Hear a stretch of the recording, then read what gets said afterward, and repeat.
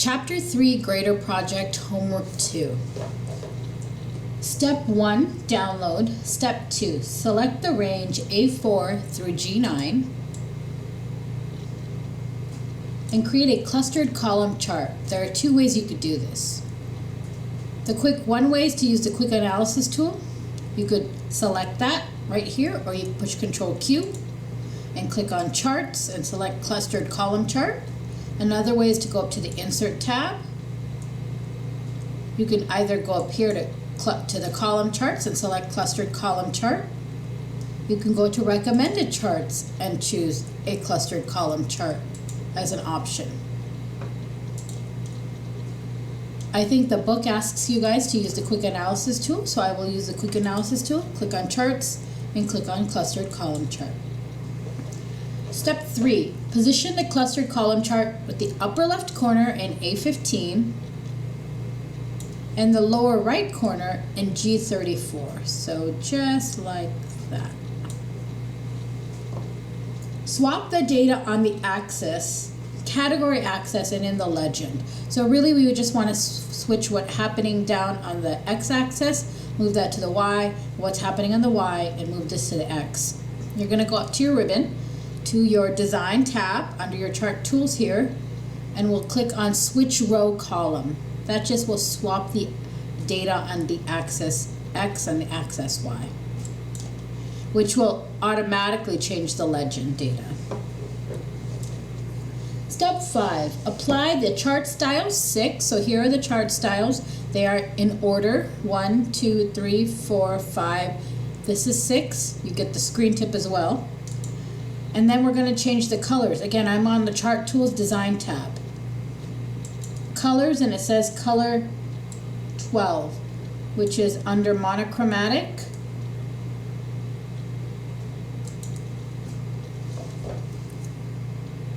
Step 6, apply the light gradient accent 1 preset gradient fill to the chart area. So the first thing we have to do is open up the chart area formatting. So I would click on the Format tab.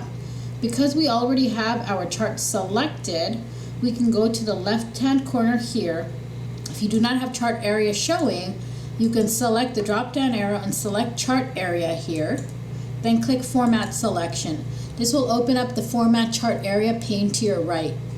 Here we'll select Gradient Fill, and we're going to locate the one that says Light Gradient Accent 1 Preset. So we know it's a preset one.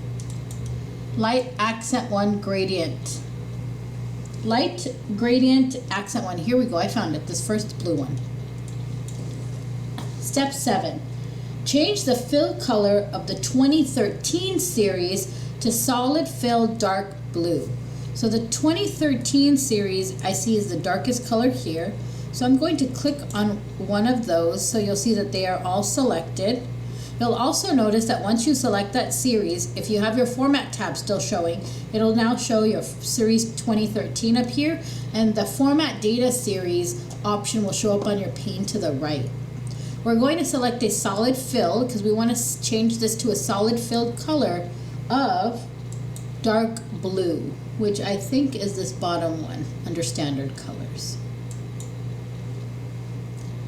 Apply a solid blue border around the legend.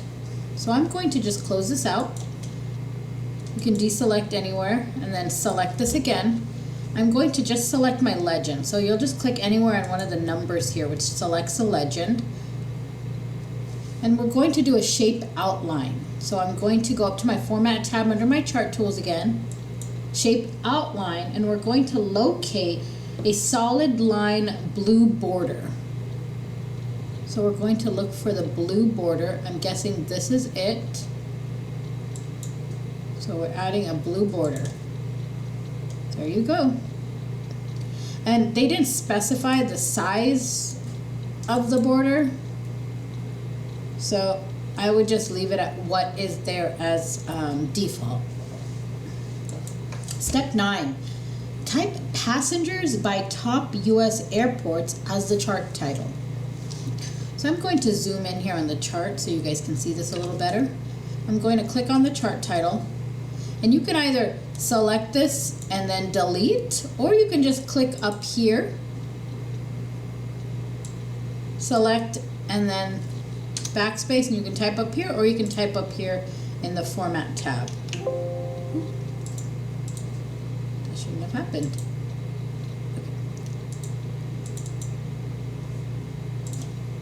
So we're going to type passengers by top U.S. airports. And I'm typing it in my formula bar, so I'll just press enter and it'll pop up in my chart title.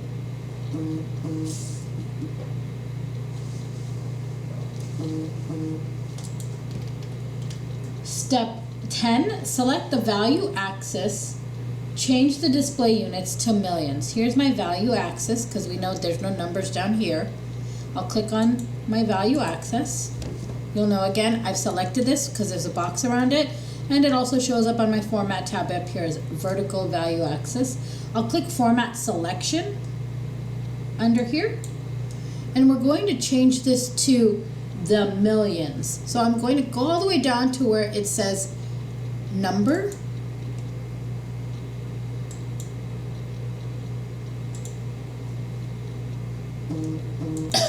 I'm sorry, we don't click on number. It's located right here under display units. So we've got our vertical value axis selected. We've opened up the format axis pane, and we're going to go to display units here and change that to millions. It says that on step 10.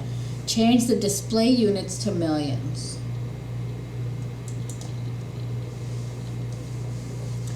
Edit the axis title text to display millions of passengers. So we're going to click where it says millions right here, and at the end of that I'm going to type of passengers, and it looks like we should put it all in caps.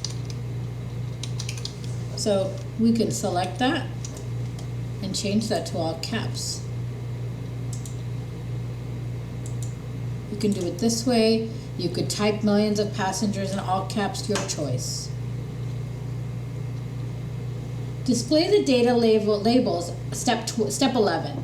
Display data labels above the columns for the 2013 data series only. Okay, so we want to display data labels. So we're going to want to add some chart elements. So I can go over here, we can go to data labels. And we want to display the data labels above the columns for the 2013 data series only. So I would select the 2013 data series, which is the dark blue ones. We could right click to format this series, or we can go up here to add a chart element. And we want to do it above the column. So I'm going to do outside end because this looks like it's above the column. Again, I selected the 2013 series. You can see that right here. They're all selected.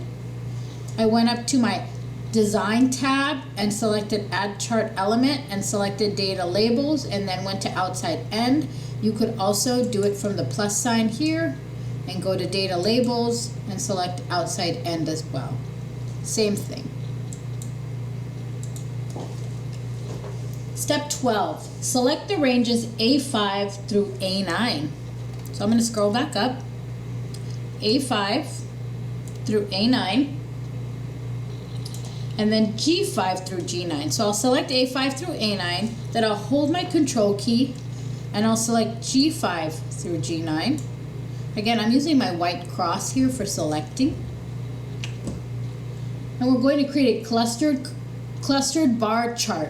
Now I showed you guys a way to do it from your quick access toolbar. We'll go up to our ribbon this time and go up to our charts. And I think this is the clustered bar chart under 2D bar.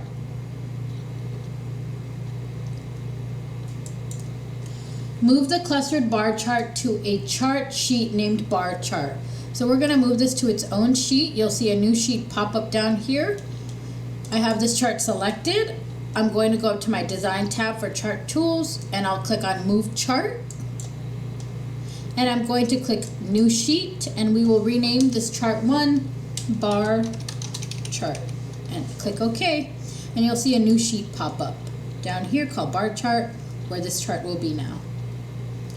Edit the clustered, now step 14, edit the clustered bar chart title to display. So I'm going to click on the title.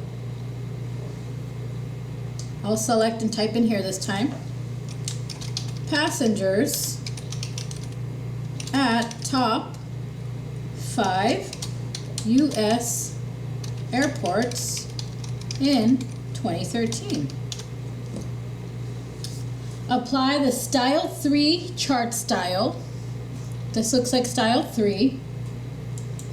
Format the Atlanta data point with the dark blue fill color, just like we had done the 2013 data point on the last chart. We're going to select just the Atlanta one. So when you're selecting these, when you click on one, sometimes it selects all of them. If you do a second click on that specific series, it'll select just that specific series. I want to change the color, so I'm going to click Format. I'll click Format Selection here, so we can open up the data point selection for our Atlanta data point. And we want to change that color. This bucket indicates the fill color. We're going to select Solid Fill, and we'll change that to dark blue. Step 17. Display the passenger worksheet. So I'm going to go ahead and close this out. Here, my data point. Display the passenger worksheet and insert line sparklines in the range H5 through H9 to illustrate the data in the range. So I'm going to select, right here we'll insert line sparklines to illustrate the data here. So we're going to insert like mini baby graphs in these with these data points. So for H5, the data points will be B5 through G5. For H6, it'll be B6 through G6, all the way down through 9. So we're going to click on our Insert tab where you'll find sparklines.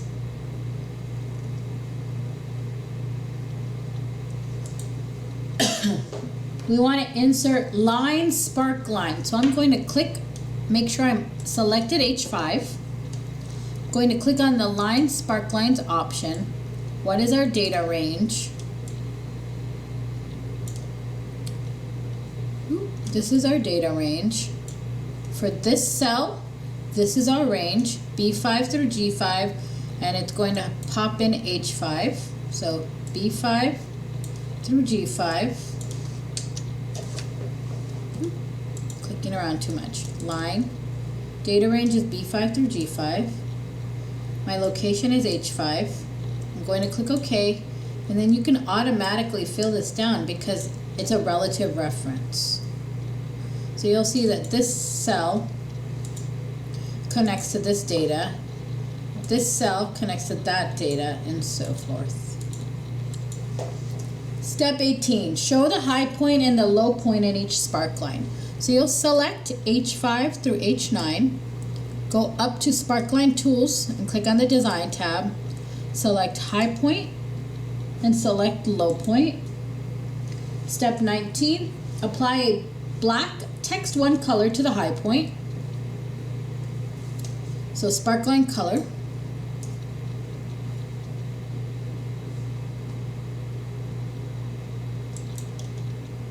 Oops, sorry. That's my, I'm going to marker color. So my high point will be a black text 1. And apply a red color to the low point marker in the sparkline. Low point, we want to select a dark red, which is this one. Step 20 through 24, you guys can answer on your own. I hope this was helpful, and I look forward to your submissions this week.